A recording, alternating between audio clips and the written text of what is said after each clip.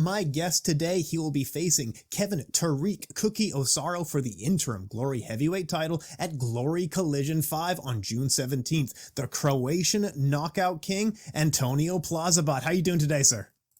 Good. Did a training, chilling in the bed, feeling good. So, yeah, it's day as usual. Just another fighters camp, boring day of not doing nothing, laying down, sleeping, and training. That's it. Man, and you got a cool life. You're doing interesting things all the time. Like, I know you're saying I'm just in training, but you're out here carrying the entire organization right now. Like, I see you doing you're interviewing Alistair Overeem. You're doing every promo. You're at press conferences when you're not even fighting. Man, you must be getting tired at this point. No, it's nice. Why?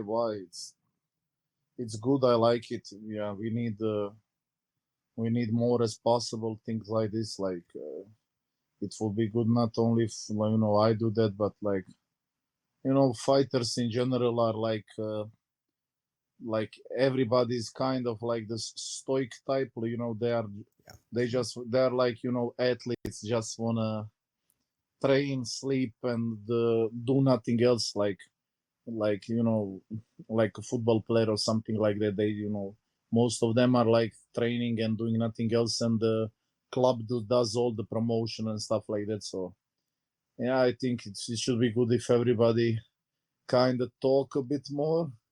Yeah, but yeah, I also understand for some guys it's weird to be on camera. They are not comfortable there. They feel the pressure or something like that. So it's maybe even that. So, but yeah, it's nice to hear that you think that I'm like carrying the organization. I don't think that, but it's still nice to hear like that. That means I do a good job. Oh man, I think you've been doing a great job, and your name keeps coming up every time people are talking about Antonio Plazibat. People aren't even mentioning the other guy. And where's Rico? Where is he being? Well, I don't know. From his movies, stardom, famous friends, island hopping, Ibiza, partying. I don't know. He's now living like the Conor McGregor life, Yeah, like. That's good for me if we end up fighting. Like, for me, that's great seeing, You said if we end up fighting. Are you saying, like, a lot of people have been saying this is probably it for Rico? Do you think he has one fight left, or do we never see him again?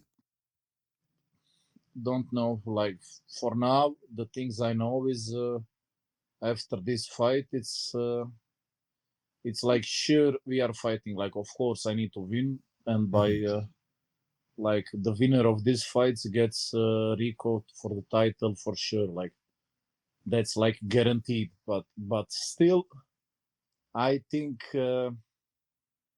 if I perform well and I do everything like how I supposed to do, and I do good performance and good fight and everything, and see that he doesn't see some crack in my armor, let's say that way, that he will be like, yeah, my body is not good, I cannot prepare, injury, blah blah, body doesn't allow me, this, that, movies, I really want to, but I don't want to, stuff like that. So maybe you have to go into this fight and show weaknesses just to try to bait Rico into coming back. Because if you come in and look flawless, he's not going to show up. Is that what you're saying? I don't know. Maybe I'm wrong, but I'm not like the fight with him is like guaranteed. But I don't have a feeling that it's like guaranteed. Not because of the glory or because them or somebody else. I just feel like because he will try to skip it. Like, I think, yeah, he's not. Well, I also kind of understand his situation. Like, he did already a lot, so maybe a little not so motivated or stuff like that. But and from one side he made the money and everything, and from the other side there's in his eyes some lunatic from Croatia chasing him around. But if he goes like to the movies, I be like the Pereira movie, I go to Hollywood myself, run for him there, like in the movie scene, like he get the act, I get the act where he gets beaten, like, yeah, so. He's the good guy in Fast and Furious. You got to be the bad guy in the Fast and Furious. Yeah. We end up shooting like Fast 15. Yeah. Bro, I'm looking forward to it. It's going to be great. But yeah, we'll see what happens. But what about the other sometimes face of glory, Badr Hari? He has to fight at Glory 88 main event to qualify for the heavyweight Grand Prix. In your mind, what's left for Badr Hari at this point? Obviously a legend of the game. Utmost respect for him. Yeah, but I don't know. It's just also I think how much he wants it, because like yeah, he's a legend already. Like what else does he need to prove? Like I feel he wants to do it, but at the same time I have good relationship with him and everything, but at the same time, like I'm just like thinking, like he doesn't have anything to prove. He has what 120, 30 fights, have more than enough knockouts, has the highlights, has money, has fame, has you know, when he have that for a long time. It's not like he have it like the last year.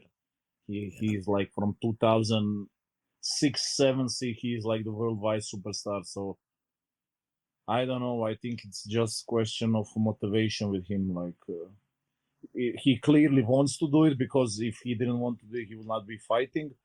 But at the same time, it's like because like fighter's life or this camp life, and it's not nice. It's no glamour. Like I have a saying, to have a glamour in life, you need to eat a lot of shit first. You cannot have the glamour without the shit. Maybe you can have only that if you are like born rich from some millionaire or billionaire or guys like that, but not a lot of kids are born into like billionaires' homes. So to be successful sportsman, and to be the guy that want to have the glamour in his life, that wants to be famous, that you need to eat a lot of shit for that. Like that doesn't come for free. Like in some way it needs to happen, especially in sport, and especially in fighting sport, because here everything comes before the money, you know. Like you get everything, then in the end, when you get everything, you can get the money. So are you in the eating shit phase of your career now? well, I'm in that phase for a long time already. Long time. Yeah, it's never stopping. The sooner you accept it, the better. Like it is, but nothing comes overnight. People today think like I will dedicate to something for a year and 2 years, and if it's not working, I'm done. Like it doesn't work like that. If it works like that, then I would become a doctor in a year or 2 years. You know, it takes time, like to learn, to make mistakes, to fall, to get back, to be without money, to be like this, that. You need to go through all through that, and it takes time to get through all to that, to finally say you can make it. You know how they say, like I needed like a long fucking time to make it overnight. Like I needed 10 years to make it overnight. And if you work for, like, my opinion is like to get good at something and get some good result at something. If you are not some like genius, or I don't know, it's you need 10 years. Like you need time to get to there. So yeah. And you're still in your prime right now. Again, you're still developing skills at the same time, and I think we're going to see that coming up in the ring on June 17th. Hopefully everything goes good. Yeah. So what's the attitude coming in? It sucks that you have to fight a teammate, but you guys have agreed to it at this point. But what's the attitude in the training camp and all that? Yeah, we don't see each other that often. If we do see each other, it's like hey, like that's it. Yeah, but if this is not the situation you want to be in, for sure, but yeah, it's just like it's but it is what it is. It just needs to be done. Like in the end, I told already many times, I repeat again, like the fighting world is not a big world. Like if you took all the fighters from the world, like doesn't matter if it's MMA, kickboxing, boxing, taekwondo, whatever you want, it's a very, very small world. Like the football world, that is like the biggest one, it's not that big as people think. Well, once you get inside, like you are like, you know everybody, you know, it feels like that. And fighting world is much smaller than that. Like the whole fighting world So in the end, everybody knows everybody in some way, or they have a training partner then that was already sparring him, or they used to train together, or they spar when they were younger, or those things are just normal. Like I said already, like Lennox Lewis, Mike Tyson, Evander Holyfield, Tyson Fury, Vladimir Klitschko, Anthony, they all trained together at some point, did the sparring or did something. It is just the way it is, and this is one of the same ways as that. Like, yeah, we train together, we push each other, we got better. Yeah, now yeah, it's fight time. It is how it is. So let me ask you, because you were listing off some heavyweight boxers there, like Tyson Fury and such. Well, what do you think is going to happen with Francis Ngannou? He's got the PFL deal, $2 million for his opponent, but do you think he'll find an opponent in heavyweight boxing, or is he wasting his time? What do you think?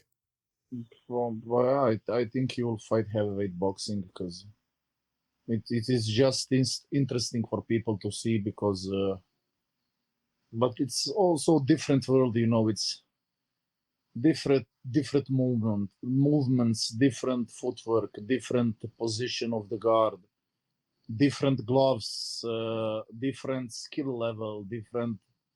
And yeah, he has the power. It's like the Hail Mary shot that can get anybody, that's for sure. And he's a pretty big guy, but in the end, the boxing world usually don't work like that. Like I believe he have a chance, and of course with his power he has a lot of chance to like going crazy, unorthodox maybe, because the boxer will not be used to it, maybe come in unorthodox, get a few hits, but yeah, also 12 rounds, like it's a lot of things. It's the whole other like different sport, but it's interesting to see because yeah, people like those kind of stuff. Like I will also be interesting to see, but yeah, like I think PFL there will also be there good matches for him. I think people also underestimate a little bit PFL. There are good matches there for him, and he will not just walk through everybody. That's what I think. And but for boxing, I think he will do it, but. I don't think I don't give him a lot of chance. So I think his chance in the unorthodox, like because he will not move like boxer and stuff like that. So his chances his because he will be unorthodox for the boxers, and in the power. So is that something? Do you want to shoot your shot and say, "Hey, Francis, I'll fight you"? Neither of us are professional boxers, but we'll meet. Is that something you would be interested in? No, I don't think he's interested in that kind of stuff. Like, if I had the chance to fight him, not MMA, like kickboxing, yeah, I will do it. Like, not because like, I want to like prove that I'm the best striker in the world, and I think kickboxers are that. But so like that's type what I do. But I think now with PFL, he probably gonna be if fighting maybe Ante Delia. He's also Croatian heavyweight champion of PFL.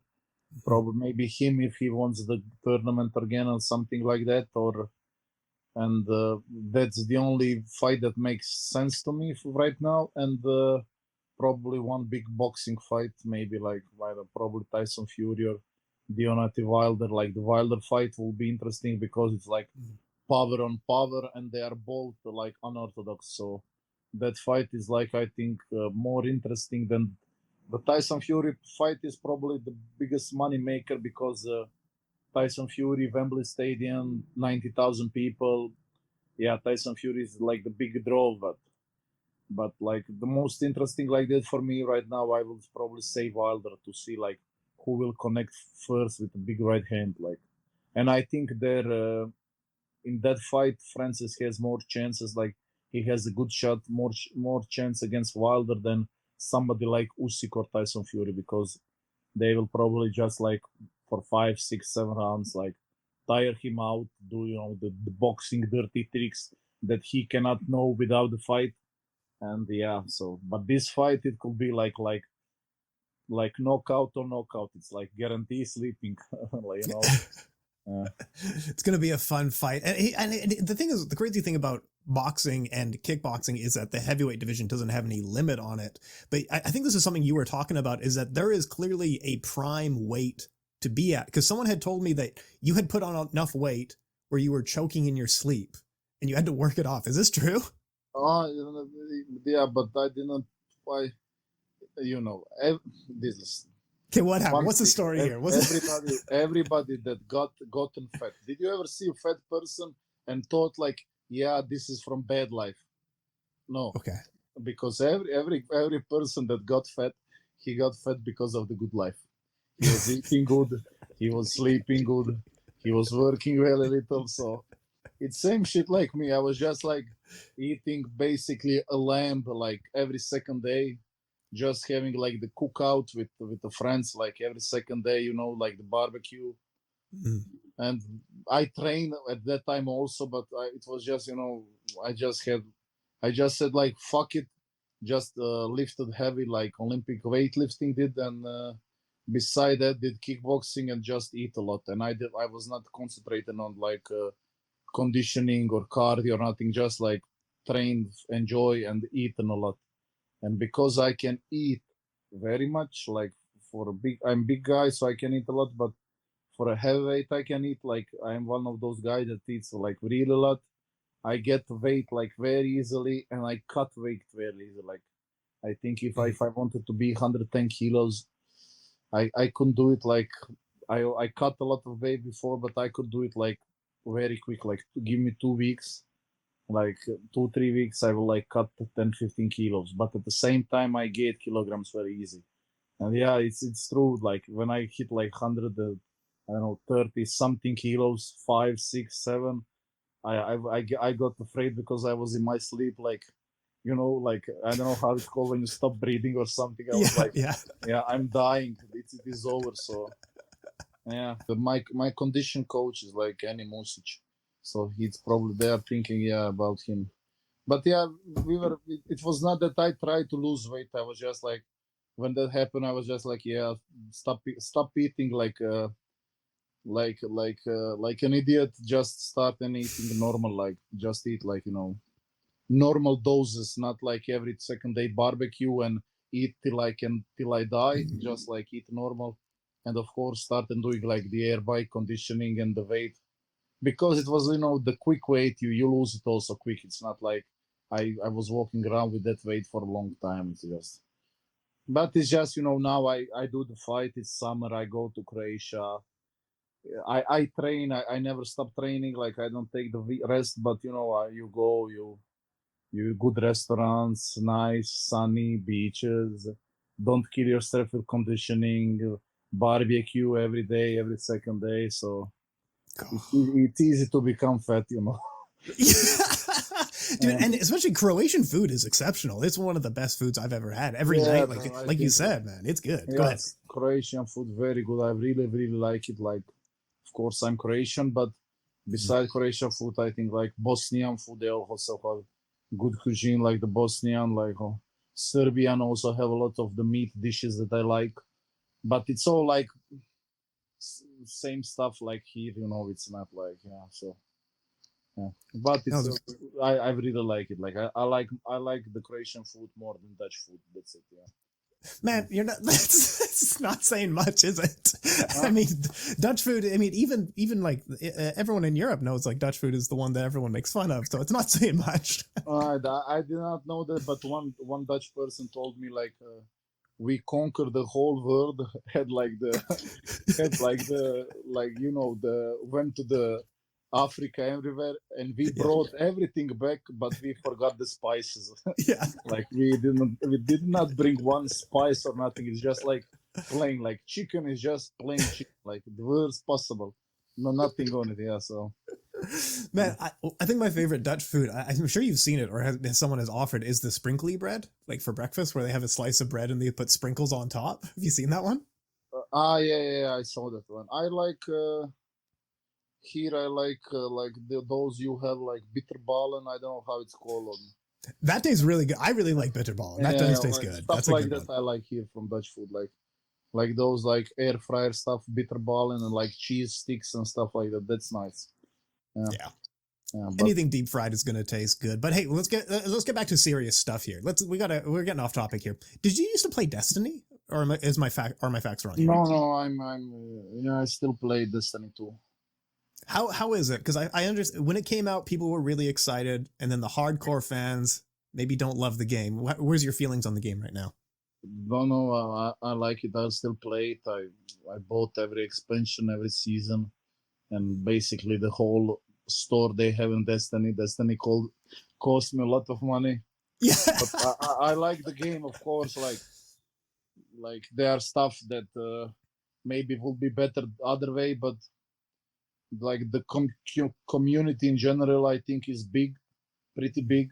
A lot of players are playing like it's all the time. It's like it has like the big player count, like so.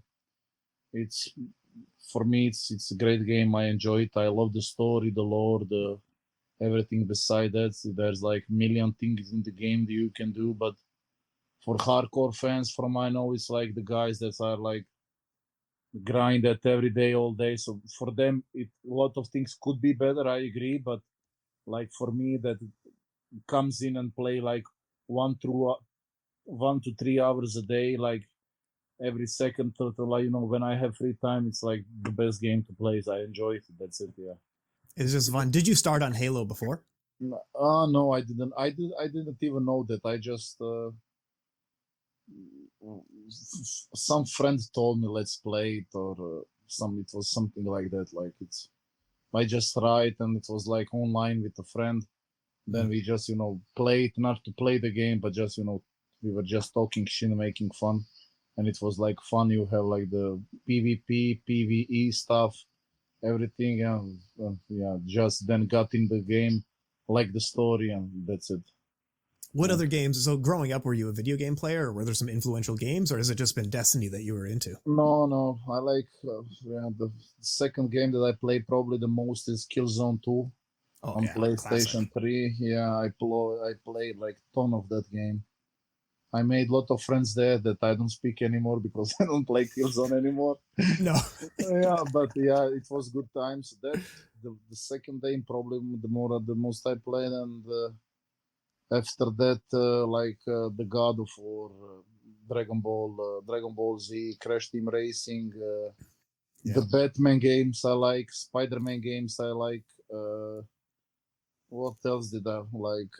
PlayStation 1, Tekken 3. That is like I think the first game I ever play. Oh, it's a classic. That's and Crash Team Racing, and right now it's like God of War Ragnarok. I finished Harry Potter Hogwarts Legacy. I'm still playing that, Mm. but I'm not so much with Harry Potter game. It didn't caught me that much. Like I think I thought it will get me like the more like so I get more into it, but yeah. And I like the Elder Scrolls games like Elder Scrolls Online, Elder Scrolls like 1, 2, 3, 4, 5. Now I'm waiting for the sixth one. That's the games I like. Yeah. Man, I didn't realize that you were playing this much. I thought you were just like a casual Destiny player here and there, but it sounds like if we're not seeing you kickboxing, you're playing games, right? Yeah, that's fight camp is just me sleeping, eating, playing video games, and training. That's it. Man, we gotta get you like a Twitch stream or a Let's Play or something like that. I want to turn my. I play games because I turn my brain off. Like I'm just then concentrating on the nonsense. So I like that. Do you travel with when Glory flies you up into the Netherlands and gets you a week hotel, or do you take the consoles with you? If I travel for like a day or two, something like that, no. But if I'm staying longer, yes. Yeah. Well, good to know. So if we see you at the Fighter Hotel, we can be like, hey, let's go play some games. Yeah, well, if it's a longer time, like before the fight, not so much. When it's like few to the end, then I just sleeping. I like to sleep then. Yeah. Man, that's absolutely awesome. I didn't even realize. Is it weird to look back and seeing like you made this community of friends back in Killzone? Maybe you were in a clan or something like that. Would it be weird to talk to these people now and be like, yeah, I'm a heavyweight kickboxer. That's my career. Yeah, it's kind of weird all the time because there are few groups in Destiny that I played with, like the clans and stuff, and they were talking few times about me. nothing bad, but they are Croatian, Bosnians, Serbians, and I'm just chilling there talking shit about myself like he's in the like that. Yeah. So they don't know who you Yeah, are. few guys know, like one or two guys know, but the other guys know because So wait, what do you say about yourself when you're not you? I want to know, like, what do you criticize? nothing. We just play the game, but I'm just like the like nobody, like living with the mom in the house, doing nothing, and that's it. Just wasting my life on video games. Yeah. Man, absolutely awesome. Okay, let's get to some fan questions here for you. What was the best countries? What country had the best after party after a win? I don't know. Probably. I never had some crazy after party after the win. Usually after the fight, we just like sit in a hotel or something, talk. Somebody have a few drinks, just sitting, talking, nothing special. And then when I come back to Croatia split, then we go out. But it's not necessarily like immediately. Like we can go out for a month after, like with friends when I feel like it, and just have fun. It was never like kind of something like crazy big after party. Yeah. Man, you don't seem like a guy who's partying very much. Is the after party just hitting the consoles, getting a couple drink kind of thing? I imagine. No, but it's for me like after party, pretty much all till now are boring. Yeah. But for me, like it's just go outside with the friends, yell and have a few drinks, and that's it. And like sing the Balkan songs, and that's it. Yeah. Speaking of, we also, from a fan question, is Grše, and I'm sure I'm saying it wrong, it might be Grše, your favorite artist? He's a rapper. Grše, it's not Greece, it's Grše. Yeah, Grše, it's sure you don't have that here, but it's like Grše is the name. Yeah, he's my favorite, and he's like I'm a very good friend with him. We are like friends outside let's say the famous life. It's like No way. you That's can awesome. see you can see him in his music videos and stuff like that. Yeah. Man, that's absolutely awesome. And let's get some predictions from you for the rest of the Collision card. Aside from yourself, we also have Donovan Vise versus Serkan Ozkagline for the middleweight title. What's your opinion on that one? How do you see it going down? Yeah, of course, I want Serkan to win. We train together. He's really ready for a fight for the whole 5 rounds. He's super ready. Like he really like did all the work and everything. Mm-hmm. So that's like very hard fight. I don't see that fight going to the 5 rounds. I think Serkan has a big chance to like to knock out Visa, but also it depends how ready is Visa and if he's like serious ready. Is he like really not looking over the second, but if he got ready like very much and he do it very smart, then like. But I think that's like the 50-50 fight. I want Serkan to win. I cheer for him, but just like realistically, I think it's 50-50. Like It's a tough fight. It's a tough one. tough. Donovan Vise sharp, eh? Yeah, he's sharp, and Serkan, he's very dangerous. Yeah, we see. Absolutely. And for the light heavyweight title, Donegi Abina is looking to defend his throne against Tariq Kababez. What do you think? What do you make of this one? Yeah, that's also a very tough fight. Like, I don't know, it depends. I think like Kababez will probably want to go to the later rounds with the pressure and everything. But also Kababez can hit. Abena is also sharp. I don't know. I think that fight maybe goes on the points, and the guy with the bigger gas tank wins it. Yeah. It's a tough fight. It's a close one. Eh? Tariq Kababez he's becoming a legend. Like he's just a fan favorite. He's exciting. He's tough as nails. He just comes in and he's the guy that you want to watch the fight. Comes inside. There's no bullshit, no boy fighting, no in it.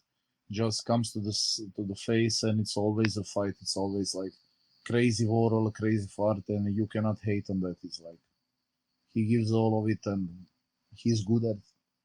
Yeah. Yeah. Absolutely. And what about Andy Semelier looking to defend the welterweight title against Jay Overmere? I saw Jay. He says he's ready and he got the Andy number. He told me that. Don't know for me, like on papers and everything from what I see and how Andy's fought the last few fights. I think he's the favorite in that fight. But we see maybe Jay knows something that we don't. We see what he do, but I think the Andy is favorite for me. Man, Like, Andy is so good, eh? Yeah, go ahead. yeah, it's just like from for now, for what I see, he has like maybe more fights in glory, a little bit more experience, maybe more tough fights than over him. So I think because of that, he's like more favorite. Yeah, and he doesn't come in with a Dutch style like most of the fighters. So many fighters do the Dutch style, but he has like almost a Muay Thai style. His hands like that. Yeah, he's like half some hybrid style, but it's good. It works for him, and he's always conditionally ready. So we see. I think he's a little bit favorite in that fight, but like I said, Jay told that he's got his number and he's ready. We see. Yeah. That's all we can go on. All right, Mr. Plazibat, I hugely appreciate your time. Thank you so much. You're going to be fighting June 17th on Glory Collision 5. And last word goes to you. Shout out who you need to shout out. Thank who you need to thank. All that good stuff, sir. Well, thank everybody who's watching. Big hello for me. May God bless you all and have a nice day, evening, or wherever you're watching this, and enjoy the day and come check, support the fight. Come check the fight. It's gonna be like it's probably no, it's best fight card this year. Like every fight is a banger, and I don't think anybody who has a chance to be there wants to miss it because it's gonna be really nice. Besides me fighting, it's all the fights are like very good, and yeah, I can only promise you, we will not go to the judges' scorecard. Yeah. Knockout incoming. Best of luck, sir, and thank you so much, eh? You